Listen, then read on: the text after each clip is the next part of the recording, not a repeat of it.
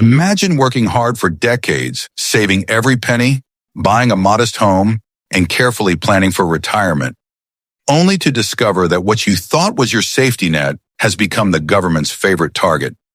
This is not a hypothetical scenario. It's exactly what millions of people in the UK are starting to fear under Labour's new economic direction. Last October, Prime Minister Keir Starmer redefined what it means to be a working person. According to him, you only count as working class if you live paycheck to paycheck and don't have the ability to write a check to escape financial trouble. It was an old-fashioned analogy. Nobody writes checks anymore. But the message was loud and clear. If you've saved even a little money, if you own a home, if you've been cautious and planned ahead, then congratulations. You're no longer working people. You're fair game. Fast forward 10 months and the implications are becoming brutally clear. Chancellor Reeves has already raised capital gains tax, slapped inheritance tax on unused pensions, and according to reports, she's preparing for even more aggressive measures this autumn. Cutting public spending is off the table, so where does she turn? To the middle class. The very people who followed all the advice financial experts have been giving for decades. Save, invest, buy property, think long-term. But here's the twist. Reeves and her allies insist these new moves are taxes on the rich. They talk about targeting those with wealth over $10 million, painting it as a moral crusade against extreme inequality. On the surface, it sounds fair. Most of us don't have $10 million. I don't. You probably don't. So why should we care? The truth is that wealth taxes are extremely complicated, slow to enforce, and often ineffective.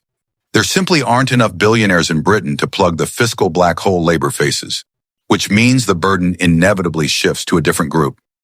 Middle-class families. Families with pensions, savings, or homes worth more than $500,000. And those numbers are not just for the wealthy elite. As property prices rise, more and more ordinary people fall into that bracket. Let me ask you this. What happens when your family home, the one asset you thought was untouchable, suddenly becomes taxable year after year? What message does that send? Why bother saving in a pension? Why trade up to a better house? Why try to leave anything to your children if the state is waiting to take a share of it? This is where I want to bring you, the audience of England Now7, into the conversation.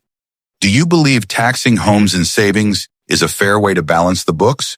Or do you see it as punishing people for being responsible? Drop your thoughts in the comments. We'll highlight the best ones in a future video. And it doesn't stop there. Once governments start taxing homes, history shows it's almost impossible to stop. Every year the thresholds shift, more households get dragged in, and what was once seen as extraordinary becomes routine. That's why critics warn we're not just looking at a short-term policy, but the beginning of a long-term shift in how Britain views wealth itself. For decades, the message has been simple. Work hard, live within your means, save diligently, and you'll achieve security. But now the reward for thrift and discipline looks more like punishment. It raises an uncomfortable question. Are we building a society where creating even moderate wealth is seen as a vice? Let's step back. If the wealthy can relocate or shield their assets with complex tax planning, and billionaires are too few to make a difference, then who is left? The ordinary saver, the homeowner, the retiree. In other words, people like you. People who don't have the means to escape, but who are easy targets for a Treasury desperate for revenue. So here's the bigger question. How sustainable is this? Will Middle Britain accept being squeezed harder and harder? Or will there be a backlash that changes the political landscape entirely? Could Labour's strategy actually undermine the very trust they need to govern effectively? As we wrap up, I want to leave you with this thought. Wealth is not built overnight. It takes decades of sacrifice, restraint, and planning. Every pound saved is a pound not spent on nights out, on holidays, or on the latest gadgets. It should be celebrated, not penalized. Yet right now, restraint is being recast as greed, prudence is mocked, and hard work is taxed away.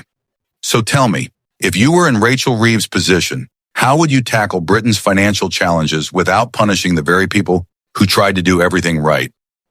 Let me know in the comments. We'll feature the sharpest responses in the next video here on England Now 7. Source: Daily Express.